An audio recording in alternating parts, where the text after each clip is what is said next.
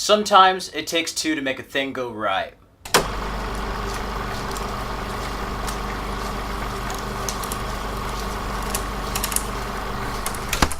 Hello everyone, I just saw Ant-Man and the Wasp, and of course this concludes this year for Marvel Studios on its 10-year anniversary. And they had quite a year with Black Panther, Infinity War, and now with the Ant-Man sequel. Of course, Paul Rudd returns as Scott Lang / the Ant-Man, but he's joined by Evangeline Lilly as the Wasp. We also have Michelle Pfeiffer in the film, Lawrence Fishburne, with Michael Douglas as Hank Pym, Michael Pena as Luis, and Hannah John Kamen as the villain, Ghost. The film is again directed by Peyton Reed, who came in to direct Ant-Man. But this was announced when the first film was out, and it takes place after the events of Captain America: Civil War. Ant-Man, he's under house arrest. He can't do much, but through circumstances unknown to him, Hank Pym and his daughter get him out of house arrest, and he must help them uncover this truth about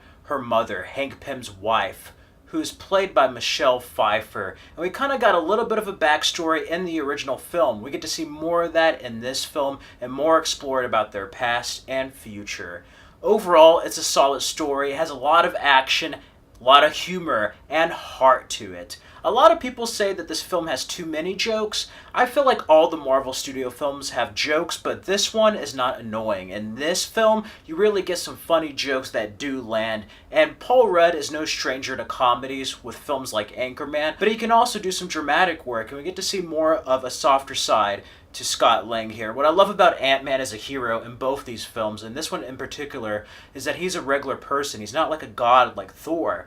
No. He's you and I. He's a regular human being who has this incredible suit. And we get to see the relationship with him and his daughter, him and the Wasp. And that's one thing I do really like about this film. Another thing I must say is that the romance sometimes feels a bit forced. There's a lot of history that happened in between Ant-Man and the Wasp that we did not see between both characters. And because of that, you're not really into the romance as you should be. And I feel like if they went through more development with the two of them, it really would have made something special. Another thing, and it's a minor nitpick, they don't have the Ant-Man and Wasp team up that often. And they don't have more of the Wasp just kicking butt and taking names. I love Evangeline Lilly in this. I love her and Paul Rudd. When they're together, they're amazing. They are a dynamic duo. I just wanted more of that, more of what the trailer promised. There's a lot of scenes that you see in the trailer, and that's pretty much the same amount of action you get in the movie. And I was kind of just a tad disappointed in that area. Luis was one character I thought was kind of annoying in the first film. He still is the same character, but they do offer a lot more humor. He's a little bit less stereotypical in some ways. I like the stories he has. There's a certain scene that they have a callback to the first one and how he tells a story that's very funny. Again, he's a scene stealer in that regard.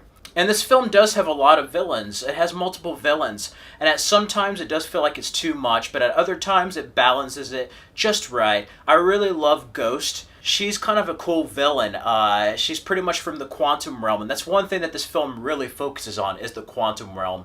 And it's kind of cool seeing her character. We also get to see her motivations. We have some sympathetic villains. For the most part, one villain is pretty much a run-of-the-mill bad guy, but the other two villains, you get to see their motivations and decisions of why they're doing what they're doing. And I love that. Marvel Comics always does that in the comics. They give you sympathetic villains. They see the world through the villain's eyes, and you realize they're just people dealing with problems, whether they're heroes or villains, and that's one thing I love about it.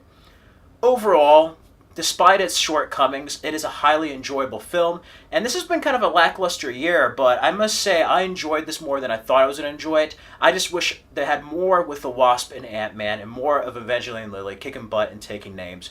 But I do love Michael Douglas. He gets more to do in this installment, and I love him as Hank Pym. I love how they play with size, whether they grow big, they grow small. They deal with size in such an amazing way that I don't like remakes, but I like to see what they do with the Honey, I Shrunk the Kids film now with this technology. Overall, it's not a bad movie, and it's a change of pace from Infinity War. So if Infinity War was too dark for you, you might want to have some levity with Ant-Man and the Wasp. I give it a 4 out of 5. I highly enjoyed this film. I personally liked it better than the first. But if you're a fan of the first film, go ahead and see Ant-Man and the Wasp. You may enjoy it, you may not. I don't know, but I can promise you this, it'll be a good time at the movies this summer. We desperately need some fun movies, and yeah, stay tuned for the credits. There's a mid-credit scene and an after-credit scene. If you're wondering where Ant-Man's place is in this whole Infinity War Avengers 4 scenario that's going on right now. Anyway, if you haven't checked it out, go ahead, check out the film. If you have seen Ant-Man and the Wasp, feel free to let me know what you thought about it in the comments below. You can also follow me on the Stardust app at Fred Film Fanatic. Like, comment, subscribe.